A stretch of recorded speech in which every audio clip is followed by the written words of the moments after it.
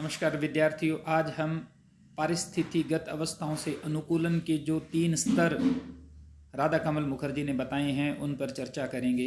मुखर्जी के अनुसार जो इकोलॉजिकल कंडीशन से एडजस्टमेंट का प्रथम स्तर है, इसमें आदिकालीन समुदायों की प्रकृति पर अत्यधिक निर्भरता के कारण उन पर पारिस्थितिगत अनुकूलन का दबाव होता था, क्योंकि उनके पास इसका कोई विकल्प ही नहीं था।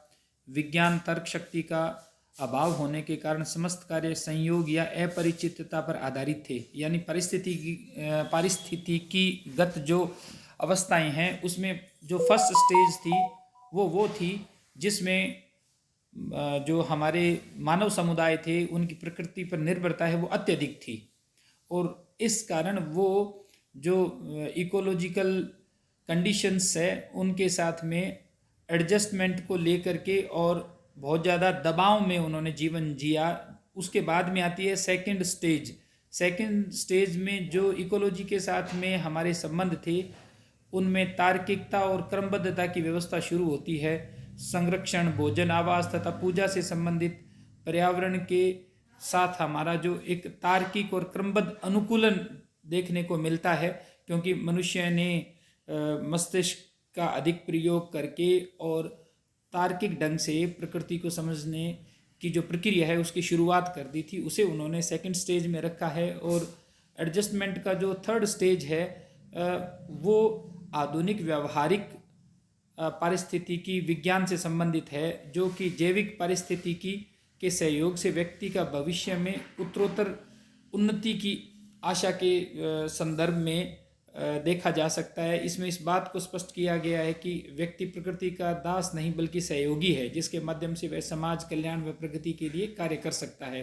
तो पहली अवस्था थी उसमें मनुष्य एक तरह से प्रकृति का दास था, दूसरी अवस्था में वह इस दासत्व भाव से निकलने का प्रयास करता है, और तीसरी और आधुनिक अवस्था में आते आते वो प्रकृति के साथ में एक सहयोगी की भूमिका में आ जाता है। लेकिन ये जो सहयोगी की भूमिका है इसका एक नकारात्मक परिणाम भी हुआ है, क्योंकि सहयोगी की भूमिका एक हद तक प्रकृति को नियंत्रण करने की भूमिका में तब्दील होती चली जा रही है।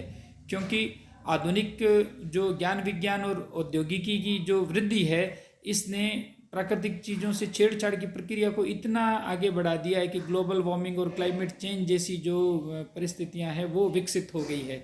लिहाजा वनों के संरक्षण और समन्वित विकास है उसकी बातें अब होने लगी है। मुखर्जी ने भी इन बातों पर जोर दिया था।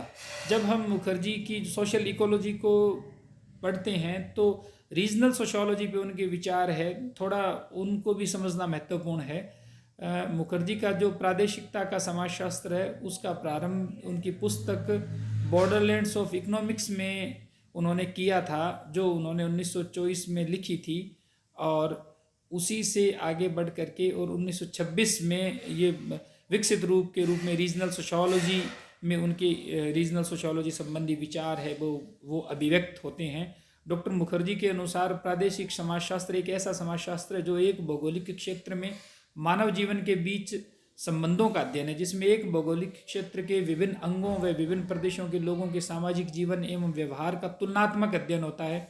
मानव आचरण और समाज का प्रादेशिक आधार पर विश्लेषण एवं व्याख्या प्रादेशिकता का मुख्य विषय है। यानी इसमें मनुष्य और पर्यावरण के साथ में मनुष्य का जो संबंध है एक पर्टिकुलर रीजन में, उसका समाजशास्त्रीय परिप्रेक्ष्य में जो अध्ययन है वो प्रादेशिक समाजशास्त्र है। इस प्रादेशिक समाजशास्त्र को विकसित कर उसके अंतर्गत अध्ययन की जाने वाली जो सामग्री है उसको मुखर्जी ने इस प्रकार से बताया है। प्रादेशिक जीवन के ताने बाने का अध्ययन, प्रदेश तथा प्रादेशिक समूहों के संदर्भ में मानव पारिस्थितिकी का अध्ययन, सामाजिक प्रारूपों के प्रादेशिक आधार का अध्ययन, सामाजिक एवं आर्थिक प्रारूपों के मध्य अनुकूलन का अध्ययन, राजनीतिक संबंधों पर आर्थिक परिस्थितियों के प्रभाव का अध्ययन और प्रादेशिक समाजशास्त्र की प्रवृत्तियों का अध्ययन। तो इस प्रकार से इसमें बांट करके और मुखर्जी ने ये बताया कि प्रादेशिक समाजशास्त्र की ये एक तरह की विषय वस्तु या उसका सब्जेक्ट मैटर है। प्रादेशिक समाजशास्त्र के अगर आधारभूत तत्वों की बात करें तो 3 आधारभूत तत्वों की व्याख्या मुखर्जी ने की है। प्रथम, प्रादेशिक समाजशास्त्र के अंतर्गत सामाजिक, आर्थिक, राजनीतिक व वैधानिक संस्थाएं आपस में जुड़ी हुई होती हैं, और ऐसा इन सभी संस्थाओं पर प्रदेश विशेष का सामान्य प्रभाव पड़ने के कारण होता है। यानी आर्थिक, राजनीतिक, सामाजिक और वैधानिक जो व्यवस्थाएं हैं वो आपस में जुड़ी हुई होती है। ये इंटर रिलेटेड तो होती ही होती है, साथ में इनके ऊपर प्रदेश विशेष की जो भूगोल है उसका भी प्रभाव पड़ता है, उससे ये जुदा नहीं होती है। दूसरा, प्रादेशिक समाजशास्त्र जगह, कार्य तथा जनता के आपसी संबंधों का अध्ययन करके प्राप्त निष्कर्षों में नगरों में प्रदेशों में पाए जाने वाले सामाजिक जीवन का अध्ययन करता है। तो इसके आधार पे एक रीजन विशेष में जो सामाजिक जीवन और सामाजिक संरचना है उसको समझने और उसको दिशा देने में मदद करता है प्रादेशिक समाजशास्त्र। तीसरा, प्रादेशिक समाजशास्त्र में होने वाले अनुसंधान सामाजिक मानवशास्त्र व सामाजिक मनोविज्ञान के एकत्रित ज्ञान पर निर्भर करता है। अब प्रादेशिकता की वास्तविकता को जहाँ तक समझने की बात है तो डॉक्टर मुखर्जी ने प्रदेश की वास्तविकताओं का उल्लेख किया है। उनका मानना था कि मानव के अपने प्रदेश विशेष से प्राकृतिक संबंधों के साथ साथ मनोवैज्ञानिक रिश्ते भी होते हैं और भावनात्मक लगाव भी। व्यक्ति जिस प्रदेश में जन्म लेता है उससे उसकी आत्मीयता होती है, जन्मभूमि, रीति रिवाज, भाषा, रहन सहन सब उसके अपने होते हैं, जिसके कारण वहाँ व्याप्त संस्कृति, जीवन शैली, तकनीक इत्यादि को वे सरलता से आत्मसात कर लेता है। अर्थात प्रदेश व्यक्ति की प्रथम सांस्कृतिक पाठशाला है जहाँ वह संस्कृति के पाठों को सीखता है। आप ये देखिए कि हमारे ऊपर, हमारे प्रदेश की, हमारी भाषा के ऊपर, समझ के ऊपर, रहन सहन, खान पान के ऊपर हमारे प्रदेश की पहचान होती है, उसका प्रभाव होता है। वर्तमान वैज्ञानिक आविष्कारों से यद्यपि एक प्रदेश से दूसरे प्रदेश के बीच संबंध बढ़ रहे हैं, लेकिन व्यक्ति अपने प्रदेश की संस्कृति को पकड़े रखता है। एक जगह से जब वो दूसरी जगह माइग्रेट होता है तो भी वो अपने साथ में अपने कल्चर भी लेके जाता है और उसको फॉलो भी करता है। राजस्थान से निकल करके कोई अगर कोलकाता में भी गया तो वो मारवाड़ी बोल रहा है, पंजाब के लोग कनाडा में बस गए फिर भी पंजाबी में बात करते हैं, उनके खान पान है उस पर पंजाबियत का असर है। तो ये एक प्रादेशिक प्रभाव को उन्होंने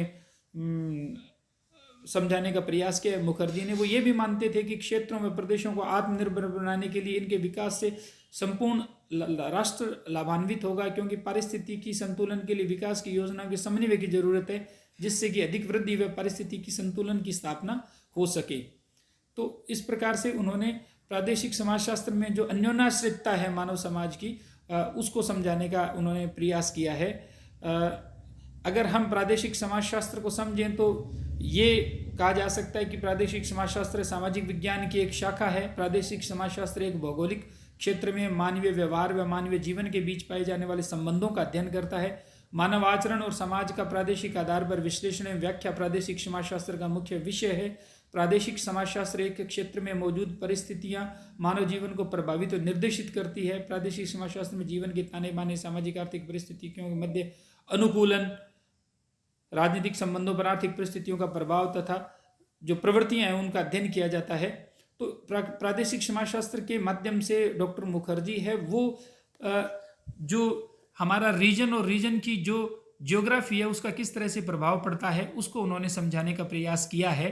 और उसके माध्यम से हमारी जो सोशल अंडरस्टैंडिंग है वो हमारी इकोलॉजी के साथ में किस तरह से जुड़ करके और एक सोशल इकोलॉजी का निर्माण करती है, वो बात डॉक्टर मुखर्जी ने समझाई है।